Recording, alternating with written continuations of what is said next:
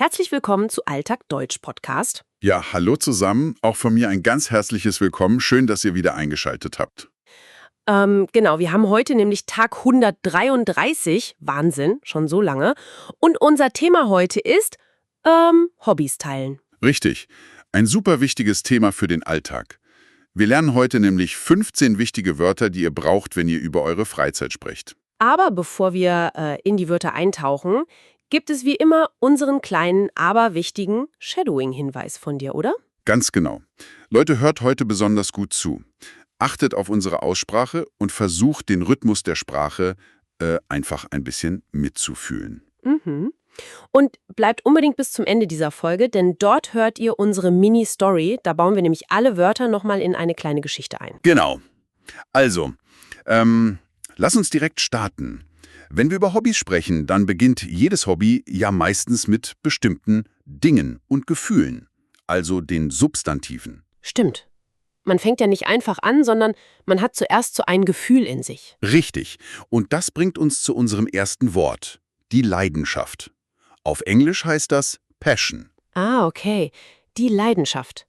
Das ist quasi die Begeisterung, die man für etwas hat, oder? Exakt. Eine richtig starke Begeisterung. Ich gebe euch mal ein Beispiel. Fotografie ist für ihn eine echte Leidenschaft. Mhm. Das ist ein toller Satz. Aber ich frage mich, wenn diese Leidenschaft so ein inneres Feuer ist, kann man ein Hobby überhaupt lange machen, wenn man diese Leidenschaft nicht hat? Oh, das ist eine gute Frage. Ich glaube, eher nicht. Ohne Leidenschaft wird es schnell zur Pflicht. Aber Leidenschaft allein reicht ja oft nicht. Man braucht auch materielle Dinge. Oh ja, wem sagst du das? Und das ist unser zweites Wort, die Ausrüstung. Auf Englisch bedeutet das Equipment. Die Ausrüstung, also das ganze Zubehör. Das ist ja oft der Teil, der richtig teuer wird, oder? Genau. Unser Beispielsatz hierfür ist, für das Bergsteigen braucht man gute Ausrüstung. Das ist so wahr. Ich meine, ich kenne Leute, die wollen mit dem Rennradfahren anfangen und kaufen das halbe Internet leer. Spezielle Helme, Schuhe, Jacken. Der Zeitaufwand und das Geld für die Ausrüstung ist gigantisch. Da sprichst du schon einen wichtigen psychologischen Punkt an. Dieses Kaufen von Ausrüstung schüttet Dopamin aus. Man stellt sich vor, wie man fährt und fühlt sich schon erfolgreich. Aber wenn es dann anstrengend wird, braucht man unser drittes Wort. Was wäre das? Die Ausdauer. Auf Englisch ist das Endurance. Ah, die Ausdauer. Das bedeutet also Geduld oder auch körperliche Kraft, richtig? Ganz genau. Der Satz dazu ist, ein Marathon braucht enorme körperliche Ausdauer. Mhm, absolut. Da hilft dir die beste Ausrüstung nix, wenn du nach 2 Kilometern keine Luft mehr bekommst. So ist es. Und wisst ihr, was auch Ausdauer braucht? Das Deutschlernen. Oh ja. Es braucht Zeit, man darf nicht sofort aufgeben, genau wie beim Training. Wahnsinnig guter Vergleich. Und wo wir gerade von Zeit sprechen, das führt mich zu Wort Nummer 4. Welches hast du da? Der Zeitaufwand. Auf Englisch Time Expenditure oder einfach Time Required. Genau. Der Zeitaufwand, also der Zeitbedarf, wie viel Zeit etwas kostet. Ein gutes Beispiel wäre, der Zeitaufwand für dieses Hobby ist sehr groß. Ich denke da immer an alte Autos. Wenn man an einem Auto schraubt, dann vergehen schnell mal 5, 6 Stunden in der Garage. Stimmt. Und trotzdem lieben die Leute es, weil es ihnen etwas anderes gibt. Wort Nummer 5, die Abwechslung. Auf Englisch Variety. Die Abwechslung, also etwas Neues, etwas anderes als das Normale. Richtig. Unser Satz ist, ein Hobby bietet Abwechslung zum Arbeitstag. Total. Wenn man den ganzen Tag am Computer sitzt, ist es einfach toll, abends im Garten zu graben. Genau.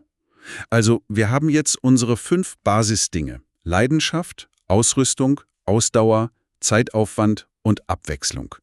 Das sind die Voraussetzungen. Aber jetzt müssen wir ja aktiv werden. Richtig, wir müssen über das Tun sprechen. Aber bevor wir zu den Verben kommen, kurz eine kleine Erinnerung an unsere Zuhörer. Wenn euch unser Podcast gefällt und euch beim Deutschlernen hilft, dann abonniert gern unseren Kanal und gebt uns einen Daumen nach oben. Das würde uns riesig freuen. Also gut, lasst uns aktiv werden. Die Verben. Und hier ist die Regel für heute. Wir nennen immer das Wort, die englische Bedeutung und ganz wichtig, das Perfekt. Denn das braucht ihr im Alltag ständig. Finde ich super wichtig. Die Vergangenheitsform ist beim Sprechen einfach das A und O. Was ist unser erstes Verb? Das 6. Wort für heute ist ausüben. Auf Englisch to practice. Die Perfektform ist hat ausgeübt. Also einfach so etwas wie machen, oder? Genau. Der Beispielsatz ist, er möchte sein Hobby professionell ausüben. Das ist ein sehr schönes Wort für den schriftlichen Ausdruck oder für formellere Gespräche. Er hat sein Hobby ausgeübt. Richtig. Unser 7. Wort ist extrem wichtig für die heutige, oft sehr laute Welt. Abschalten. Auf Englisch to unwind. Das Perfekt ist dann hat abgeschaltet, richtig? Nicht vom Alltag abschalten. Oh, das liebe ich. Ich schalte am liebsten ab, wenn ich auf dem Sofa liege und Serien schaue. Und genau das ist psychologisch gesehen oft ein Fehler. Echt jetzt? Warum? Weil das Gehirn beim passiven Nichtstun in einen Ruhezustand geht. Und dann fangen wir an, über die Probleme von der Arbeit nachzudenken. Echtes Abschalten passiert durch aktive Hobbys. Ah, also kognitive Umleitung, weil man sich auf etwas anderes konzentrieren muss? Genau. Und dafür braucht man Wort Nummer 8, widmen. Auf Englisch to dedicate. Das Perfekt ist hat gewidmet. Widmen. Also etwas seine Zeit geben? Ja, der Satz ist, er möchte sich dem Schutz der Vögel widmen. Aber warte mal, ist sich widmen nicht eigentlich genau das Gegenteil von abschalten? Wenn ich mich einer Sache stark widme, konzentriere ich mich ja extrem. Ist das dann noch Erholung? Ja, absolut, weil es eine positive Konzentration ist. Du bist im sogenannten Flow-Zustand. Die Herausforderung ist genau richtig, du hast Spaß und all dein Stress von der Arbeit verschwindet völlig. Ach so, das ergibt Sinn. Und das bringt uns wahrscheinlich auch etwas Gutes für unser Leben. Wort Nummer 9, oder? Richtig. Bereichern. Auf Englisch to enrich. Das Perfekt lautet, hat bereichert. Etwas wertvoller machen. Genau. Ein Hobby kann das soziale Leben bereichern. Das ist unser Beispielsatz. Wenn man zum Beispiel im Verein ist und dort neue Leute trifft, dann bereichert das den Alltag total. Ganz genau. Kommen wir zum letzten Verb in unserer Liste. Betreiben. Auf Englisch to pursue oder auch to practice. Oft im sportlichen Kontext. Das Perfekt ist dann sicher, hat betrieben. Richtig. Betreiben bedeutet ausüben. Der Satz dazu ist, er möchte Sport als Leistungssport betreiben. Okay, super. Also jetzt haben wir die Objekte und die Aktionen besprochen. Aber wie beschreiben wir denn die Qualität oder die Art unseres Hobbys? Wie reden wir darüber, wie es ist? Sehr guter Übergang. Das führt uns nämlich nahtlos zu unseren Adjektiven. Unser 11. Wort ist außergewöhnlich. Auf Englisch extraordinary. Außergewöhnlich. Also etwas Besonderes. Nicht normal. Richtig. Der Satz lautet, er hat ein außergewöhnliches Hobby gefunden. Mhm. Zum Beispiel, wenn jemand in seiner Freizeit Uhren repariert oder Insekten sammelt. Das ist ziemlich außergewöhnlich. Genau. Und Wort Nummer 12 ist vielseitig. Auf Englisch versatile. Vielseitig. Also, wenn etwas viele verschiedene Facetten hat oder man dabei viele verschiedene Dinge tun kann. Exakt. Kochen ist ein sehr vielseitiges Hobby. Das ist unser Beispiel. Weil man backen kann, braten, neue Rezepte aus aller Welt probieren. Richtig. Und vielseitige Hobbys sind psychologisch wahnsinnig gut. Sie verhindern, dass uns langweilig wird und sie helfen uns, eine vielseitige Identität aufzubauen. Wenn es im Job schlecht läuft, bist du immer noch ein toller Koch. Das schützt vor Stress. Wahnsinn, wie tief das alles geht. Kommen wir zu Wort 13. Das ist auch ein sehr soziales Wort. Ehrenamtlich. Auf Englisch voluntary. Genau. Ehrenamtlich bedeutet freiwillig, ohne Bezahlung.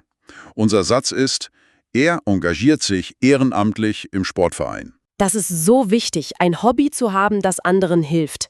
Freiwillige Feuerwehr oder Trainer beim Kinderfußball. Das gibt der Gesellschaft so viel zurück. Und es gibt auch dem Menschen selbst viel zurück. Solche Hobbys schütten Hormone aus, die uns tiefes Glück und Sinn geben. Wort 14 geht in eine etwas andere Richtung. Begabt. Auf Englisch gifted. Begabt. Also talentiert? Ja. Der Satz ist, sie ist künstlerisch sehr begabt und malt Bilder. Wobei viele Leute ja Angst haben, ein Hobby anzufangen, weil sie denken, sie sind nicht begabt, oder? Oh ja, und es ist so schade. Niemand fängt perfekt an. Man muss nicht begabt sein, um Spaß zu haben. Man muss es einfach machen. Und zwar Wort 15, intensiv. Genau. Intensiv. Auf Englisch intensive. Also gründlich oder sehr stark. Er trainiert sein Hobby besonders intensiv. Richtig. Wow, jetzt haben wir tatsächlich alle 15 Wörter besprochen. Ihr habt es toll gemacht beim Zuhören. Und wie versprochen, verknüpfen wir diese Wörter nun, damit ihr seht, wie sie im echten Alltag zusammen funktionieren. Genau, jetzt kommt der spaßige Teil, unsere Mini-Story. Hört gut zu, hier sind alle Wörter versteckt. Ich fange mal an. Super, leg los. Lisa arbeitet viel im Büro und sucht eine neue Abwechslung, um vom Stress richtig abschalten zu können. Ihr guter Freund Tom ist künstlerisch sehr begabt. Für ihn ist die Naturfotografie eine echte Leidenschaft. Tom schlägt vor, dass Lisa das Fotografieren draußen einfach mal ausprobiert. Also gehen sie ins Geschäft und kaufen die nötige Ausrüstung. Lisa fängt schnell an, das Hobby sehr intensiv auszuüben. Sie merkt aber, es erfordert einen großen Zeitaufwand. Und nicht nur das, man braucht auch ziemlich viel körperliche Ausdauer, wenn man stundenlang auf die Berge wandert, um das perfekte Bild zu machen. Aber es lohnt sich. Mittlerweile widmen beide fast jedes Wochenende diesem vielseitigen und wirklich außergewöhnlichen Hobby. Sie betreiben es beide mit großer Freude und haben dabei keinen Stress mehr. Und zusätzlich fotografieren sie jetzt auch noch ehrenamtlich für das lokale Tierheim, um Hunde besser vermitteln zu können. Das hat ihr gemeinsames Leben total bereichert. Das war unsere kleine Story. Habt ihr alle Wörter gehört? Es ist immer toll zu sehen, wie diese Vokabeln eine echte Geschichte formen. Absolut. Und bevor wir uns für heute verabschieden, habe ich noch eine kurze Frage zum Nachdenken an euch alle da draußen. Oh, ich bin gespannt. Was ist dein provokanter Gedanke für heute? Stellt euch mal vor, Geld und Zeit würden überhaupt keine Rolle spielen.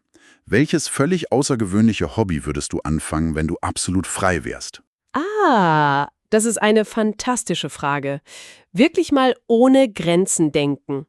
Darüber könnt ihr gerne nachdenken. Und hey, schreibt eigene Sätze mit den neuen Wörtern in die Kommentare. Lasst uns wissen, was euer Traumhobby wäre. Das lese ich immer total gerne. Also, vergesst nicht, abonniert den Kanal und gebt einen Daumen nach oben. Morgen sprechen wir über ein weiteres sehr wichtiges Thema, nämlich Familie und Beruf vereinbaren. Ein sehr spannendes Thema. Vielen Dank fürs Zuhören. Viel Erfolg beim Deutschlernen. Bis morgen bei Alltagsdeutsch Podcast. Tschüss und einen schönen Tag noch.